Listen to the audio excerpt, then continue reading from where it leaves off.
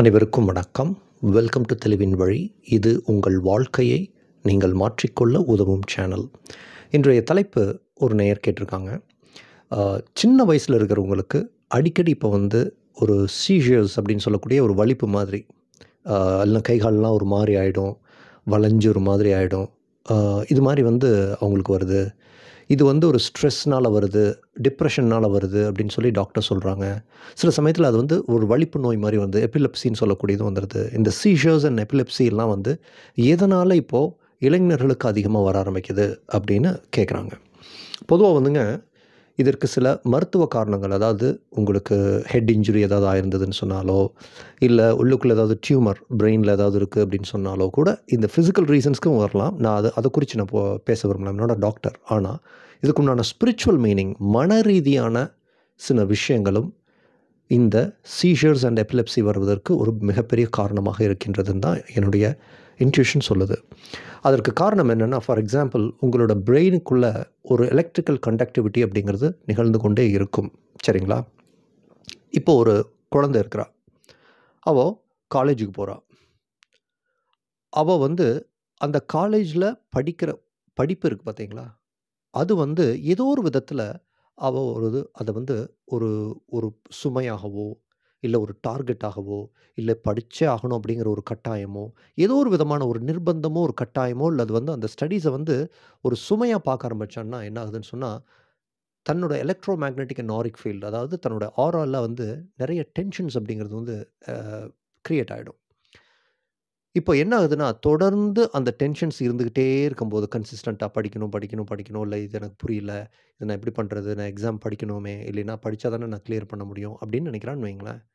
இது என்ன ஆகும்னா, அவங்க எலக்ட்ரிக்கல் கண்டக்டிவிட்டி அப்படின்றது பிரெயினுக்குள்ள நடந்துகிட்ருக்கு இல்லைங்களா, அந்த எலக்ட்ரிக்கல் கண்டக்டிவிட்டி, அதாவது அந்த பிரெயினில் நடக்கக்கூடிய அந்த மின்காந்த ஓட்டத்தில் இந்த டிஸ்சார்ஜ் அப்படிங்கிறது திடீர்னு ஜாஸ்தியாக ஆரம்பிக்குது.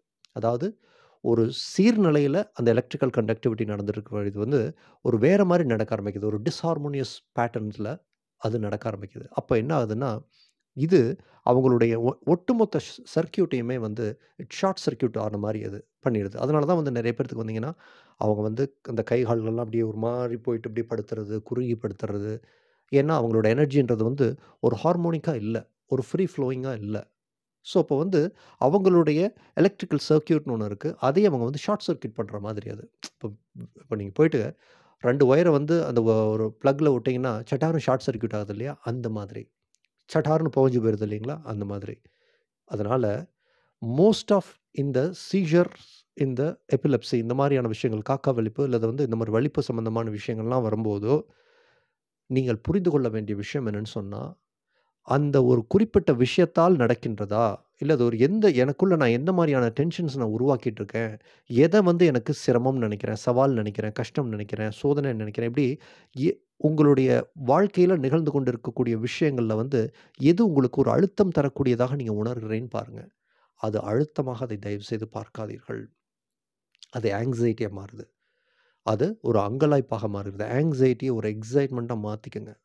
நீங்கள் ஒரு பாடம் படிக்கின்றீர்கள், அது ஒரு சுமையாக இருக்குன்னு சொன்னால், இந்த பாடத்தை எப்படி புரிஞ்சால் நான் ஈஸியாக புரிஞ்சுக்க முடியுன்ற ஒரு உங்களுக்கே உண்டான புரிதல் அப்படிங்கிற ஒரு முறை இருக்குது. நான் எப்படி படித்தேன்னா எனக்கு ஈஸியாக புரியும்னு, அந்த முறையை நீங்கள் கண்டுபிடிச்சிட்டிங்கன்னு சொன்னால், உங்களுக்கு பாடம் புரிவதில் இப்போது யூடியூப்பில் சில பேர் பாடம் நடத்தலாம், சில பேர் சொல்லிக் கொடுக்கலாம். அது உங்களோட கிளாஸ் டீச்சர் சொல்லிக் கொடுக்குறத விட இது ஈஸியாக இருக்கலாம். இல்லைன்னா வீட்டில் அம்மா அப்பா பிரச்சனையாக இருக்கலாம், சண்டை போட்டு இருக்கலாம், அது உங்களுக்குள்ள ஒரு கான்ஸ்டண்ட்டாக டென்ஷனை க்ரியேட் பண்ணியிருக்கலாம். அதுக்கு பதிலாக ஒரு நல்ல நட்பு வட்டாரத்தில் நீங்கள் ஃபோக்கஸ் பண்ண ஆரம்பிச்சிங்க அப்படின்னு சொன்னால், உங்களுக்குள்ளே இருக்கக்கூடிய அந்த electrical conductivity within the brain அப்படிங்கிறது அந்த டிஸ்ஹார்மோனியஸ் பேட்டர்ன்ஸ்குள்ளே போகாது. அந்த எலக்ட்ரிக்கல் டிஸ்சார்ஜ் அப்படிங்கிறது ஒரு டிராஸ்டிக்காக இருக்காது, அது ரொம்ப ஹார்மோனியஸாக இருக்கும். அப்போது இதனால தான் எனக்கு இந்த வலிப்பு வருகின்றதுன்றதை கொஞ்சம் புரிஞ்சுக்குங்க. இது மன ரீதியான பிரச்சனையாக இருக்கும் பட்சத்தில்.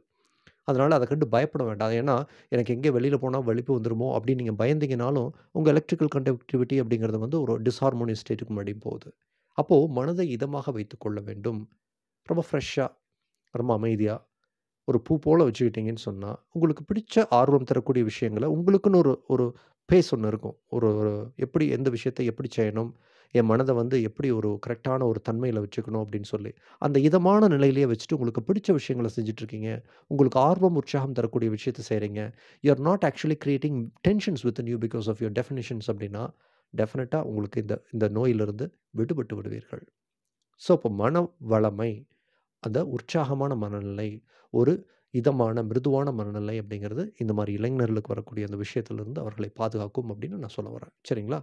அதனால டோன்ட் நீங்க வந்து எந்த ஒரு விஷயத்த வந்து ரொம்ப சிரமம், சிரமம், சிரமம்னு டிஃபைன் பண்ணி அத பைல் அப் பண்றீங்களோ, அது உங்களுக்குள்ள சில சிரமங்களையும், அசௌகரியங்களையும் ஏற்படுத்திக் கொண்டிருக்குதுன்றத புரிஞ்சுக்கங்க. அதனால மன வளமைங்கிறது ரொம்ப முக்கியம். புரியுதுங்களா? எதையுமே நெகட்டிவா டிஃபைன் பண்ணாம, இத நான் எப்படி கிரியேட்டிவா வந்து இத சால்வ் பண்ணணும்னு சொல்லி, உங்களோட கிரியேட்டிவிட்டி யூஸ் பண்ணீங்கனாலே 99% உங்களுடைய ப்ராப்ளம்ஸ் எல்லாம் சால்வ் ஆயிடும். சரிங்களா? அப்படி இருக்கும்போது, உங்களுடைய மனவளமை இம்ப்ரூவ் ஆகும். மனவளமை இம்ப்ரூவ் ஆகும்போது, அது உங்களுடைய உடலில் பிரதிபலிக்கும். புரியுதுங்களா? ரொம்ப ஆரோக்கியமாவும் வாழ்வீங்க. சந்தோஷம். உங்களுடைய பொன்னான நேரத்துக்கு என்னுடைய மிக்க மகிழ்ச்சி. Thank you very much for your time.